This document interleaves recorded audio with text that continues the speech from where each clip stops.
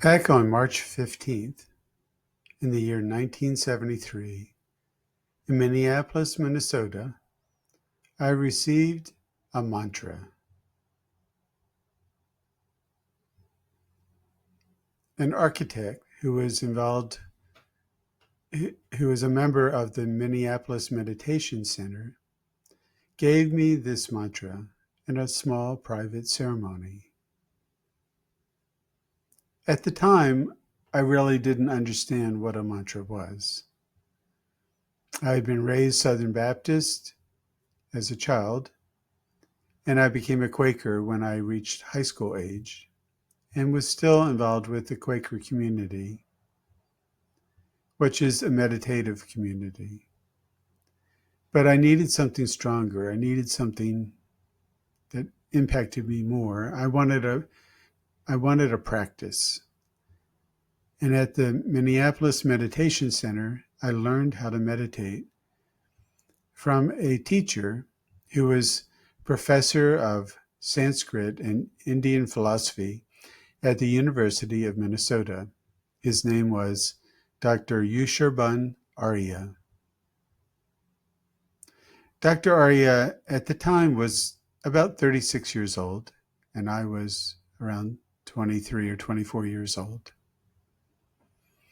And I was definitely lost. I'd been too heavily involved with the use of marijuana, and I needed something a lot stronger than just sitting quiet. I was offered a mantra if I wanted one, although at the time I didn't understand what it was. I was given a mantra and was told to keep it secret, to never tell anyone what it was.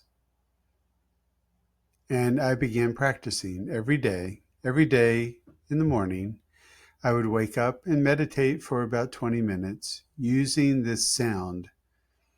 At first, took a while to get used to. I had to say it out loud a few times, a few days, until I got it memorized.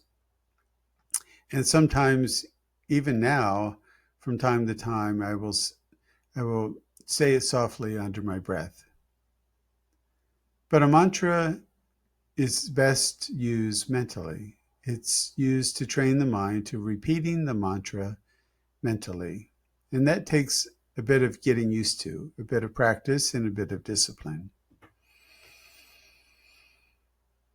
At first, I just trusted and had faith in Dr. Arya and the Meditation Center, but I didn't really understand what I was doing, and that was okay.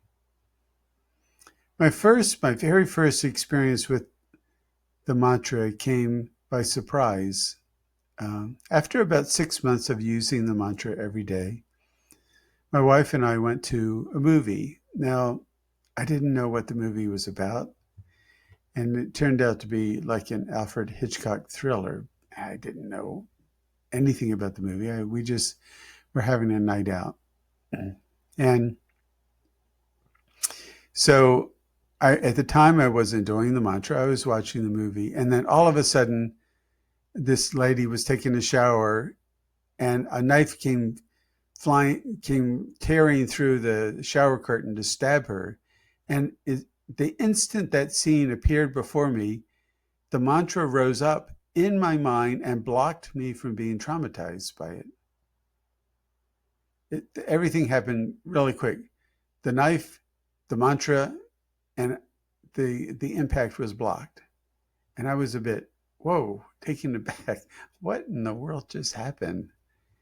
And I realized that it had a presence of its own, that it was like buried in the unconscious, and it would rise sometimes on its own free will.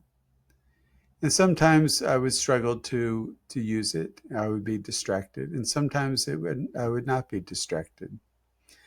So this began a long journey. At this point, I've been meditating for over 50 years every day, using the same mantra I started with. But that mantra has evolved on its own, not through my doing, but just through its use. And my understanding of the mantra has changed over time as I've gotten more use and practice with the use of a mantra. So a mantra, at least in the tradition I was trained in, is usually Sanskrit. There are a number of ancient languages in the world, Hebrew, Aramaic, and Sanskrit. There probably are others as well, where the sound quality is very important. Sanskrit, at least the mantra aspect of Sanskrit, is really a sound-based language and less so a meaning-based language. So when I got the mantra, of course, I wanted to understand the meaning of it.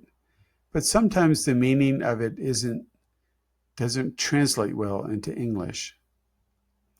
And sometimes there's an energy essence to a mantra that is more the reality of what a mantra is about. So I have a great deal of respect and faith in the use of sacred language, sacred sound, and my training and experiences with Sanskrit. I'm not used to Aramaic or Hebrew, so I can't tell you what those are like, but I can tell you a lot about Sanskrit as a language. It's a sacred language. The sound usage in Sanskrit is very, for me at least, is very comforting. The sound quality is very smooth and leads towards a comforting sound. I want to give you an example of what that sounds like and how that feels, but need you to switch away from the need to know the meaning of a sound and go into the sound quality, the sound, the vibration of the sound, sort of like what you experience with classical music. You're not told what the meaning of each note is. That would be silly. You just have to feel what the tune, what the melody, what the piece is about. And the same is true with Sanskrit. And I want to sing a short piece of a mantra and let you hear the quality of it. And let's see if you can discern the quality of the sound. So here it is. Om Shri Dhanvantre Namaha. Om Shri Dhanvantre Namaha. Om Shri Dhanvantre Namaha. Now, for those of you who have watched my other video, you might already know what this is about. This is a healing mantra asking the divine physician for guidance. So let me try another sound, one in which you haven't been exposed to. Shrim Sahumya, Sahumya. Shrim Sahumya, Sahumya. Shrim Sahumya, Sahumya. Now, how does that feel? How does that land on you, with you?